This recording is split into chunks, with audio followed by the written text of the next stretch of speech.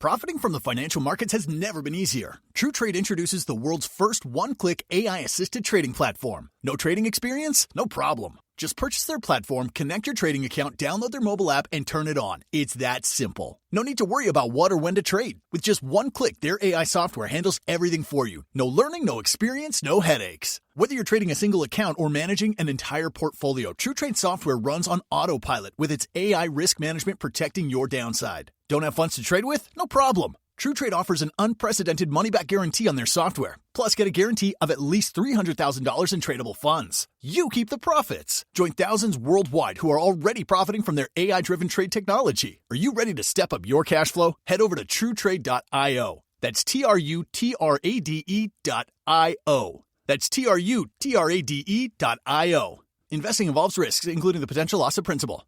Past performance does not guarantee future results. See terms and conditions. Stoveleg Media, igniting conversation.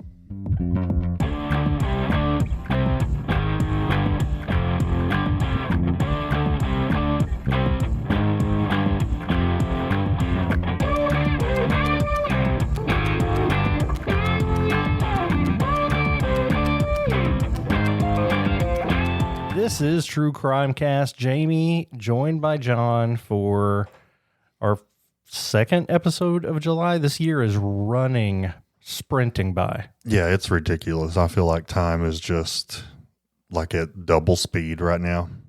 Yeah, it's really weird, and I don't like it. But we're both traveling for vacations. We're trying to keep up and not miss an episode. So you get us, bright and early on a day we don't have to work, up recording murder podcasts. Yeah, I mean, just to full disclosure, we're recording on July 4th. This won't come out until well after that, but hopefully when it does come out, we all still have all of our fingers. All of our digits. Yeah.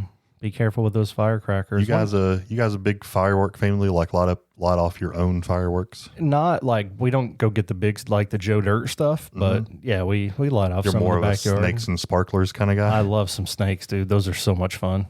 We had, man, when I was a kid, we would do all the fireworks, but I've been just a curmudgeon and not spent money on fireworks. They're so expensive. This year, but they're so much fun. Like this year, my kids are old enough. I may just give them some bottle rockets and some Roman candles and say, good luck, kids. Survival of the fittest. You know, playing tag with Roman candles. America. Let's go. Want to give a big thank you before we get started with the episode to Mary M. Morris, who sent in a 5-star review. Absolutely in love with John and Jamie. Well, don't tell my wife. They do such an amazing job telling these stories and make the show so personal at the same time. They tell murder in a tasteful way that doesn't glorify the killer. My number one podcast. Oh, thank you so much. That's so kind and very heartfelt. So thank you. Yep. Thank you very much, Mary. That's, It doesn't get much better than that. So if you want to write a 5-star review, just copy and paste Mary's. Also want to say thank you to Cassidy and Wade, both of which joined us over on Patreon this week, Jamie. So Cassidy and Wade will get access to every single bonus episode we've ever done over on Patreon. Golly, I mean, 7 years, definitely, maybe close to 8 at this point. But every month, a new bonus episode only for Patreon fans. And as somebody that subscribes to other members only type things, the early content can't be overstated. I love getting things early. Yeah. And we do that here. And you get it on like your main RSS feed. So wherever you listen to your podcast, right? Yep, Is that how that works? Yeah. You don't have to go listen on a different app. You just get it early. Yeah. It's a good time. And ad free, which is great. Always great. But the ads keep the lights on, as well as our Patreon family. Yeah. And today's episode will, I don't know, you can keep the lights on if you want. It's not gory scary, but it's psychologically scary. It's another killer couple. We've covered several of those over time. We actually recorded an episode with Talk is Jericho on Homolka and the Ken and Barbie murders, not Ben and Barbie. Ben and Barbie, that's the 2025 yet to come. She cheated on Ken with Ben, I guess. But so the Ken and Barbie murders, we've covered a lot of those types of cases, but this is one we haven't gotten to yet. This comes from a listener recommendation, and there's an element of how much is the woman involved? I feel like we have that conversation every time when there are two killers. Is one person coerced or are they partners in this? So why don't you get us rolling? I'm just sitting over here wondering how they find the time. I mean, in this stage of life I'm in, my wife and I barely have time to like clean the house together, let alone find and stalk and murder someone. So yeah, sounds like it takes a lot of time. Yeah. That I don't have. Maybe they just live in dirty houses. But anyway, today we're going to be covering the disturbing crime sprees of Alton Coleman and Debra Brown. This was a couple whose 1984 murder spree left a trail of devastation across 6 different states. So this case is brutal, it's complex, and quite frankly, it's horrifying. Not only because the number of victims, but also because of the sheer randomness. Men, women, children. No one was safe. And what makes it even more chilling is that this wasn't the work of a lone killer. It was, again, a partner, a duo, people who should be in love together, cleaning their houses and doing fun stuff, decided to take an evil turn. Well, maybe they consider this to be fun. I don't know about that part, but yeah, and we did the Boston Strangler for Patreon last week. And again, when there's no MO, when there's no prototype of a victim, I think that makes it even more scary because everybody's afraid at that point. Yeah, I mean, not to be terrible, but if in my neighborhood there was a spree of like women aged 30 to 50 being murdered, then I'm going to pay close attention to that because my wife fits that demographic. Which end of that, Sean? We going to say that publicly? I'm just kidding. Right in the middle. So, but yeah, man, everybody has to be on guard for themselves and their loved ones. Yeah, it's super scary. This is the only time in history where both members of the couple together were placed on the FBI's 10 most wanted list. And I'm actually, assuming Bonnie and Clyde were pre-FBI's 10 most wanted list. I would imagine so. They may have been early or pre-FBI, but actually when they did this, Alton Coleman was number 11 technically. So they added a special 11th spot for him so they could both be on there. And I don't think that's happened anymore. So if I were J. Edgar Hoover, I might have went 10A, 10B. But, you know, whatever. Yeah, I mean, don't break the cycle, bro. I guess he decided to here, though. Their crime spree lasted less than 2 months, but it spread across Illinois, Indiana, Ohio, Michigan, Wisconsin, and Kentucky, which is where we live. So that's kind of how it came on our radar, I believe. And the crimes weren't limited to murder. They included rape, assault, abduction, and robbery. So we got a lot of violence, manipulation, a nationwide manhunt. Everything you could want from a murder story happens here in today's case. Yeah, so let's get to know Alton Coleman and Debra Brown. We'll start with Alton. So he was born November 6, 1955 in Waukegan, Illinois. And I would say Waukegan. Waukegan. See, we don't have names like that in Tennessee and Kentucky. We have Versailles, which is not Versailles. Not Versailles. So that's a city in Illinois. It's about 40 miles north of Chicago. And his childhood was very troubled. And really, that's an understatement. Yeah. So he was raised primarily by his grandmother. And this wasn't your typical warm, supportive, loving grandmother who makes cookies for you each evening before bed. This was a very heavily involved woman in the voodoo practices and was known in the neighborhood for that kind of practice. And as if that wasn't harmful enough on its own, but the environment that caused was extremely chaotic. And to make things worse, his mom wasn't really involved in his life. We've talked about your work as a social worker and how when birth parents are involved, when blood relatives are involved, that's best case scenario for a child's development. Yeah, it really takes a village. Yeah, and his father wasn't involved at all either. So by the time he was a teenager, he had started showing signs of some severe antisocial behavior. And by antisocial, we've talked about it. I've seen a lot of profiles of kids that were being adopted and that kind of thing just through my work as well and my adoption journey. But antisocial personality disorder doesn't mean that they don't like crowds or they don't like mingling. Like it's more violent and more aggressive. It's not just avoiding people as it may sound to some of you. Yeah, he had a juvenile record that was full of violence, theft, and sexual assaults. His criminal activity was constant, and it would also prove to escalate. Law enforcement was involved. Even, they described him as manipulative and extremely dangerous. In fact, before the murder spree ever began, he had already been charged with multiple counts of sexual assaults, and his targets were usually young girls.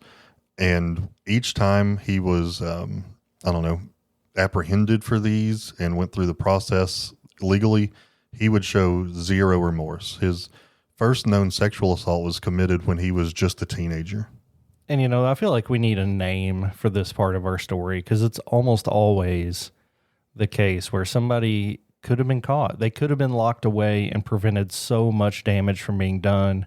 He's doing awful things here, but somehow he slips through the cracks and keeps committing crime. So, yeah, we need to come up with some kind of name for that point in a crime story. This pattern continued into adulthood. Right before the killing spree, he was actually waiting trial for the rape of a 14-year-old girl. Instead of showing up to face those charges, he fled. And that's when the nightmare for several people in the Midwest region of America really started. But again, he wasn't alone in this picture. That brings us to Debra Brown. Her background's a little different, but it plays a big role in how everything unraveled here. Yeah, she was born November 11th, 1962. She was also born in Waukegan, Illinois. Her early life from the outside seemed relatively stable, but she personally had significant intellectual disabilities that really affected her understanding of the world. She was the fifth of 11 children in a working class family. Her family described her as shy, reserved. As a child, she was involved in the special education programs due to the developmental delays that she had. She had a below average IQ, and some reports place her IQ in the 60s range. Others estimate that it might be slightly higher, but a good point of reference is I'm probably in the high 90s, low 100s, and I would say that's about average. Interesting. No, is that about an average IQ? It's above 90. Yeah, the IQ. 60s is very low. I know that in Kentucky, if a child is below 70, we offer a lot of supports to their families, even into adulthood, because we, as a state, have deemed someone living with below an IQ of a 70 is not capable of caring for themselves as an adult. Which raises the question of, are they capable of being held accountable for their crimes, which is something we'll dig into here a little bit later. As far as we know, she had never been in trouble with the law. There was no history of violence there, no criminal record. Her life was, on paper, pretty boring until she met Alton Coleman. That meeting obviously changed her life forever. They met in 1983, and she was engaged to be married to somebody else. But after meeting Coleman, she broke off her engagement within just a few weeks and started dating him.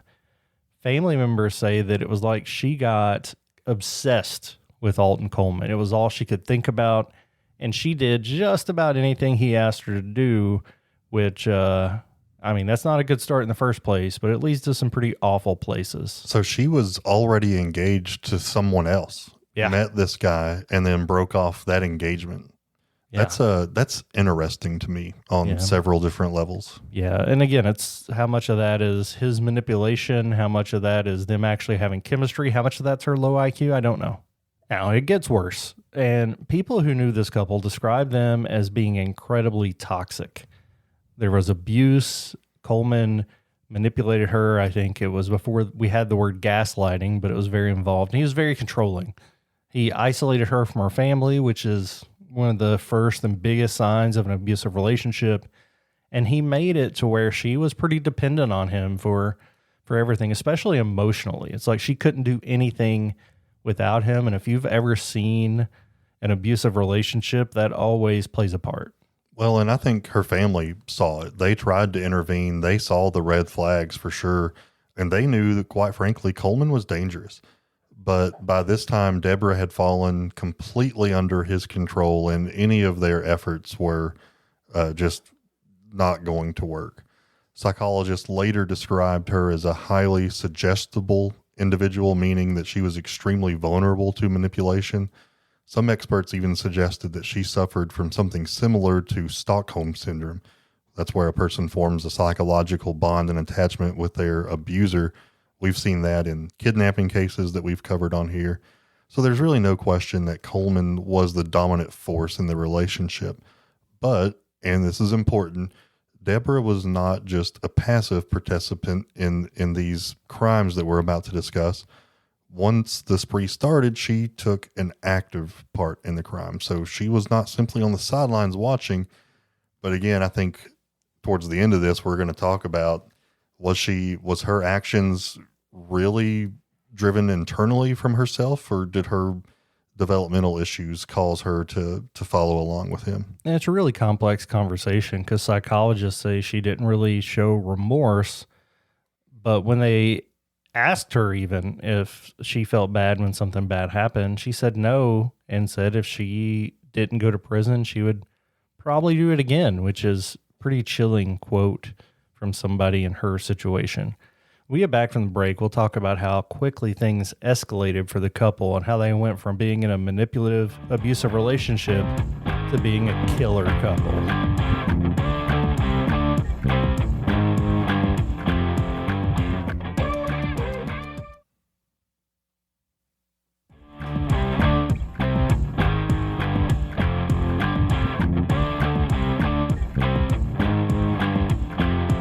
The couple's escalation into murder wasn't a slow burn. We know that Coleman had fled a trial for a rape of a 14-year-old girl in 1984, and then he and Debra went on the road, and the violence started almost immediately. A lot of time when we see serial killers, they have a particular type, like you said, women 30 to 50, young men. A lot of times they will target people who society may not miss as much.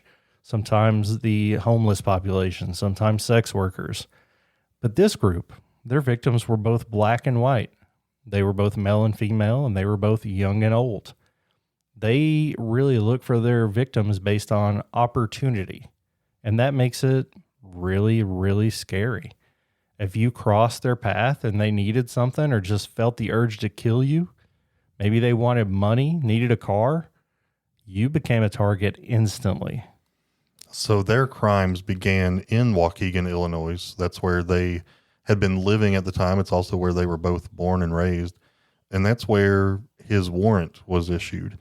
But on May 29th, 1984, we know this to be their first known victim, and it was a 9-year-old girl, Vernetta Wheat.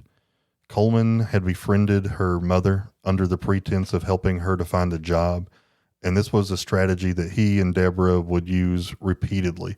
They were preying on vulnerable individuals in marginalized communities by offering help, offering jobs if they needed it, and basically just friendship, companionship. Coleman and Brown got Vernetta away from her home in Wisconsin on May 29th. And her body wouldn't be found until weeks later. And when it was found, it was badly decomposed. It was in an abandoned building in Waukegan, and she had been strangled with her own torn clothing. This murder would set the tone for what was to come. It was brutal, it was opportunistic, and utterly devoid of any kind of mercy. This was just devastating. Now, it's important to note that while their victimology was not consistent, they did consistently choose African-American communities for their victims. Now, Coleman, who was black, believed that if he did this, law enforcement would pay less attention to the crimes that were happening there. He thought that he was exploiting systematic neglect to help get away with his crimes, and whether or not that worked, whether or not that played a role, you can decide on your own. But I think based on what we know about policing in inner cities in the 80s and 90s, and I'm not familiar with Waukegan, doesn't sound like a big city, but it seemed to work for Debra and Alton. Then they moved state to state. They went from Illinois to Wisconsin to Indiana to Ohio, Michigan, and then, like we said earlier, to Kentucky. So now we'll go through the rest of their victims, where they found them, and what we know about them. And the second attack happened on June 5th of 1984, less than a week after their attack of Vernetta Wheat. This time, the pair attacked and brutally beat a man named Robert Carpenter, who had offered them a place to stay. Now, he did survive this assault, but what his attack showed was that they were willing to attack anybody. And they did leave him for dead. They didn't expect him to make it. But this, again, with the lack of consistent victimology, this was a big blow to those that were trying to find these killers based on them consistently picking the same type of victim. Yeah, the next one would just be just a little over a week later, June 18th, 1984. This time, though, it was in Gary, Indiana. That's when 9-year-old Tamika Turks, who was at a day camp, she was walking home from that day camp and was abducted by these folks. Her body was discovered also in an abandoned building. She had been raped and strangled. Tamika's aunt, Donna Williams, who was searching for Tamika, was also attacked. Donna was later found strangled with a ligature around her neck, and this was the first time the public really began to understand the brutality that was going on as far as Coleman and Brown and how much they were capable of. Then just the next day, right, June 19th, 1984, in Michigan City, Indiana, they would carjack a man, stab him, and left him for dead. Miraculously, he also survived and was able to give police a description of his attackers. Yeah, so far we've seen 2 9-year-old girls and 2 grown adult men, and then, of course, Tamika's Aunt Donna. So the victimology all over the place. And this was the point where people were starting to pick up that maybe this was the work of a serial killer or multiple serial killers. They're finding people that are strangled consistently, but, of course, the men were attacked in various ways. And it seemed like, when we're talking about the little girls, they were sexually assaulted. So that likely played a major role in the motivation there. But, for example, this Michigan City, Indiana attack was to get a car. So they were willing to be violent for whatever they needed. Then they crossed over into Michigan, June 24th. So this is all, these first 5 attacks were all in the course of less than a month. And actually, we have 2 more before that month ends here in a second. But they've befriended a woman named Virginia Temple, 30 years old, and her 9-year-old daughter. So we are seeing several children involved here. They were both strangled to death in their own home. And another disturbing element to this particular crime is that Debra and Alton actually stayed and ate in the house and kind of hung out at the crime scene before they left. And just goes to show that they were very comfortable just walking around dead bodies and didn't seem to be emotionally bothered by what they had done, which is maybe the scariest thing a killer can do, is not even care. Yeah, that's the stuff in scary movies, right? It is, yeah. Yeah. So just 4 days later, June 28th, 1984, this time we're going to be in Toledo, Ohio. And that's just right outside of Detroit, Michigan, maybe like 45 minutes, on the interstate. And that's when we meet the victims, Frank and Dorothy Duvendak. They were an elderly couple, and Coleman and Brown brutally attacked them also in their own home. Both survived, but were badly beaten. And once again, this robbery was part of the motive, but the level of violence went beyond simple theft. This was, they came in to try to take something they needed and then just beat this couple nearly to death. And I wonder how much of this is, how much of them leaving people alive is intentional and how much of this is them just not finishing the job, because they are strangling people to death, but the ones that we see alive were not strangled. So you have to wonder, did something go wrong? Were they in a hurry? Were they alerted? Did the couple fight back to the point where Brown and Coleman decided to flee? And I don't have an answer to any of that, just kind of speculating. Well, thank God we don't have an answer, because that, I think, would show that we are also morbid and psychopathic. But but that same day, maybe they didn't finish the job and they needed more, or maybe, I don't know. But June 28th, same day, same town, they crossed paths with another couple, Marlene Walters and her husband, Harry. Coleman pretended that he was interested in buying a camper that the couple had for sale. The couple let Coleman into their home, and that's when Coleman would strike Harry in the head with a wooden candlestick and then tied both of them up. And then he beat Marlene to death and left Harry with a fractured skull. Harry survived, but was permanently affected by his injuries, and then he probably had to watch his wife be murdered. So just another brutal crime. Who has a candlestick? Was this a game of Clue? This was 1984. I mean, I remember some of that gaudy stuff that my grandmother used to have. That's when that brings this a little bit closer to home. Coleman and Brown murdered a man named Eugene Scott, who was a 79-year-old man whose body was found in his home in Lexington, Kentucky. Now, Scott appeared to be a crime of convenience. They really needed money and they really needed transportation. So that's when they identified Scott as being a man who had both. They went into his home, killed him, robbed him, and took his car. So absolutely brutal crime. But again, Lexington is not very far from us. So this is certainly a case that is known around here. In early July, still in 1984, the FBI added them to the top 10 wanted fugitives list. There was an all-hands-on-deck manhunt that involved police, FBI, and other federal agencies. This is a multi-state manhunt. And the public was warned that Coleman and Brown were extremely dangerous and to be on the lookout. Yeah, and the spree finally came to an end, and it was due to the help of a local resident in Evanston, Illinois. She recognized Coleman from the news coverage, so they alerted police, and Coleman and Brown were arrested without incident. At the time of their arrest, they were carrying multiple weapons. They had stolen items from their victims, which is all going to be pretty handy when you're trying to match them up with victims and, positively put them at the scene of the crime. The aftermath was staggering. Coleman and Brown were tied to at least 8 confirmed murders, also multiple rapes, assaults, kidnappings, armed robberies, and all of this was just over the course of 7 weeks. And while they can't prove it, authorities believe that the number could be higher than this. There were also, along this route, there were some unsolved assaults and murders that they had traveled through that they were never able to officially and definitively link to Coleman and Brown. So with the number potentially being higher, we really don't have an idea of what that could be, but they're pretty certain it was more than 8. And it continues to be more chilling when you go back to the crime scenes and look at how brutal everything was. They'd often become friends with their victims, which is a common ploy. That's some Ted Bundy stuff right there.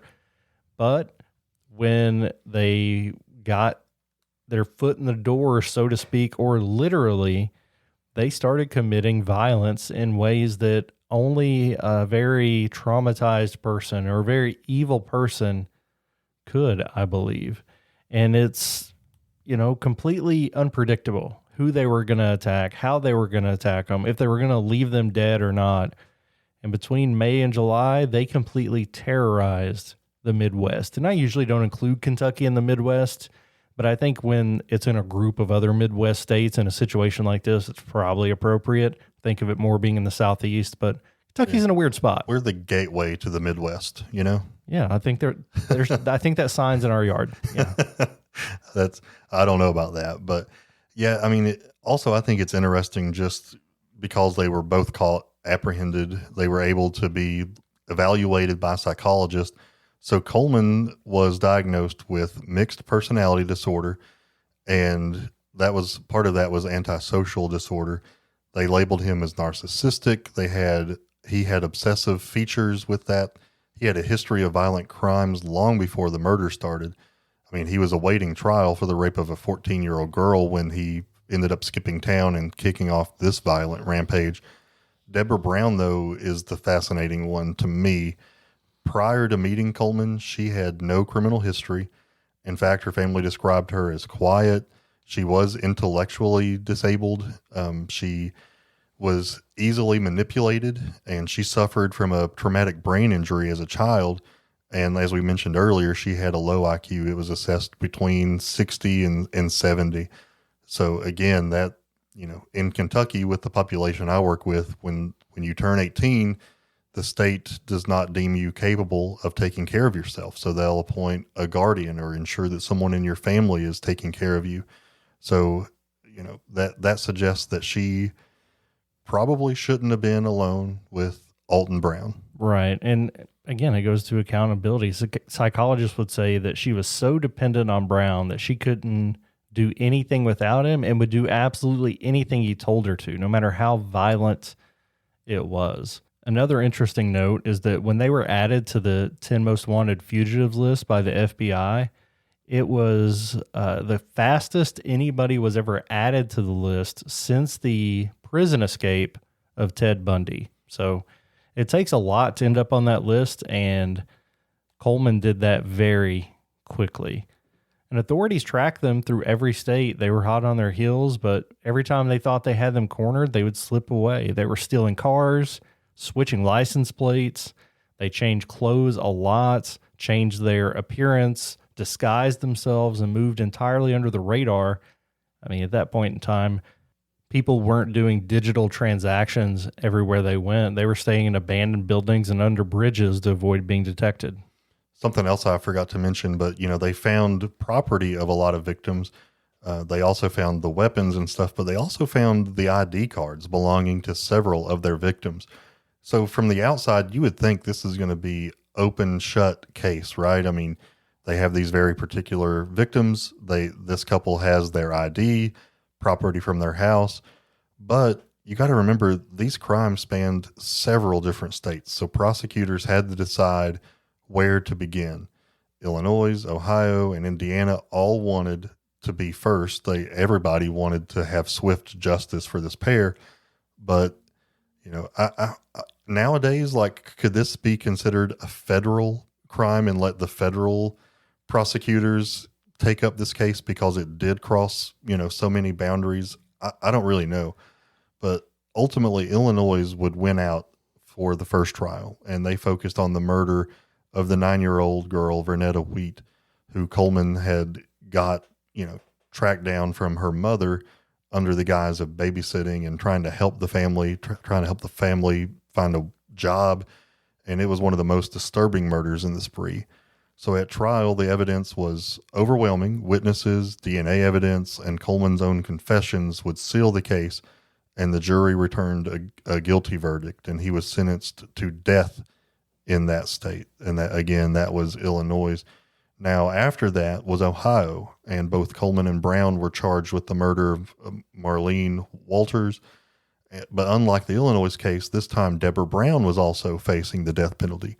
Ohio jurors heard the testimony about the assaults on Marlene and her husband, Harry, and the sentence was harsh. Both were convicted. Coleman was sentenced to death again, and Brown also received the death penalty, which was rare because she was a woman. This is very, unusual for a woman to receive the death penalty and to be implicated in such a violent crime.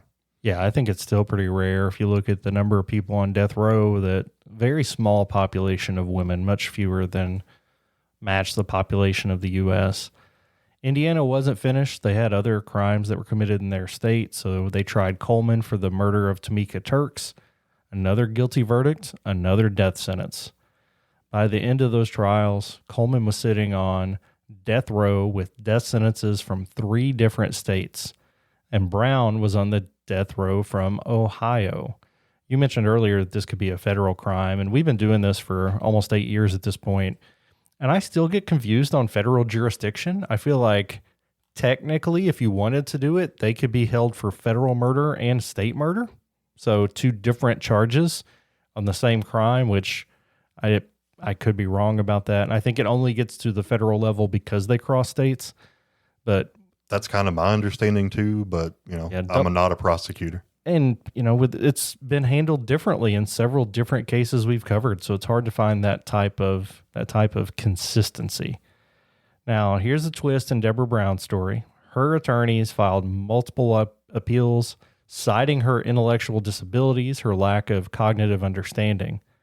And in 2019, which was years and years, 30 years after they were initially prosecuted for this and jailed, Indiana Governor Eric Holcomb commuted Brown's death row sentence to life without parole, recognizing her diminished mental capacity.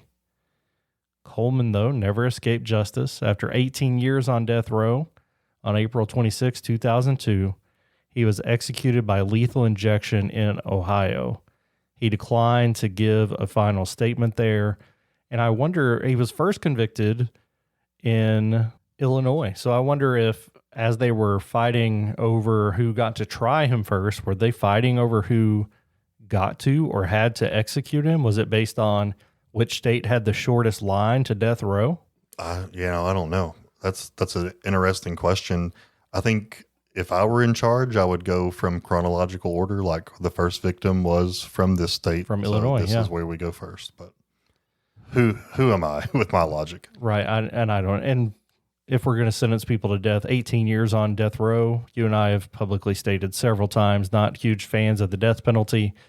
But if you're going to do it, why are we waiting that long? Does it have a lot to do with appeals? I'm not really sure, but it's I guess let's have the conversation now. This was a big crime spree, one of the most brutal in American history. This is, I don't know, kind of out of it looks like natural born killers, except for maybe the reasons they were committing the violence in some ways, and the dynamic of the relationship which I think is what we need to talk about. Coleman sentenced to death, that was commuted to life. Should she have even gotten that?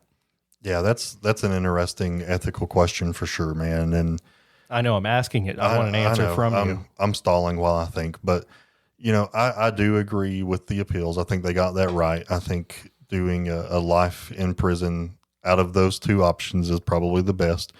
But at the same time, like, her life was heading in a totally different trajectory before she met Alton Coleman. So part of me just wonders, like, he was the driving force behind all this. And regardless of what she said, I mean, she was so easily manipulated. So, but she was an active participant. She was an adult, even with her limitations. I would like to see her, probably still confined, but to, not a prison situation. Like if there was some kind of like prison / nursing home / rehabilitation center, right. Like, is there something that is restrictive yet more conducive to someone who needs more services? And that's kind of the problem here. I think after she got into prison and really never said, yeah, if I get out, I'm not going to do that anymore. She continued to say, yeah, I'd probably do it again if I needed to, or if I wanted to. Then it's hard to let that person out. Right. And for most people listening to that, sure, yeah, I get it. But at the same time, like, she was probably so manipulated, she doesn't know what she's saying. Yeah, completely agree with that. Completely agree. I think she needed help.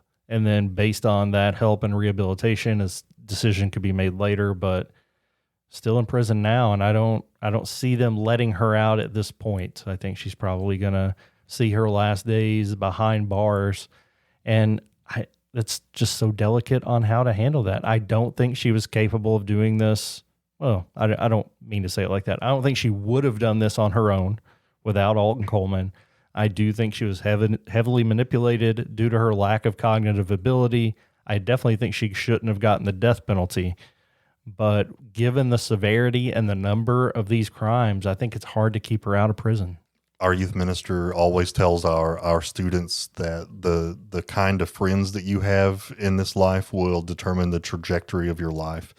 That's absolutely true, and I think it is especially true for Debra. I don't think she would have ever got involved in this without Alton.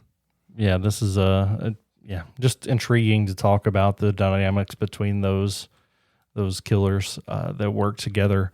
And in this situation, I think it's easiest to say than most, like the Ken and Barbie murders. Homolka was, I think, more involved and more manipulative in her role than Debra Brown was.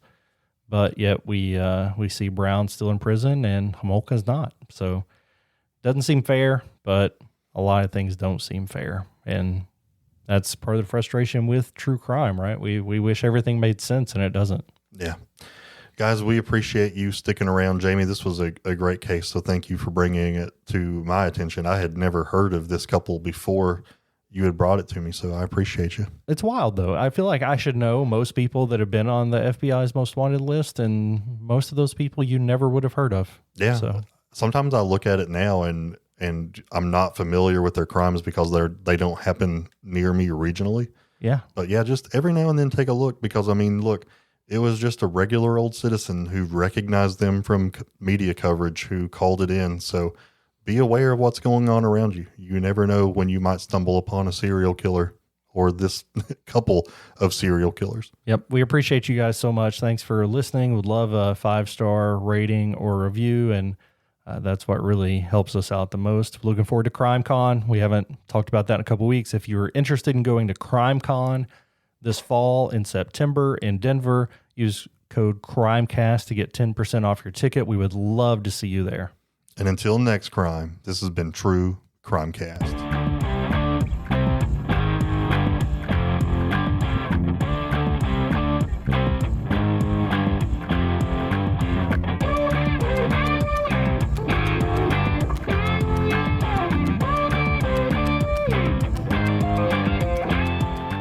You've listened to True Crimecast, distributed by Stoveleg Media.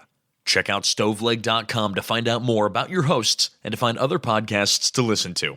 Stoveleg Media, igniting conversation.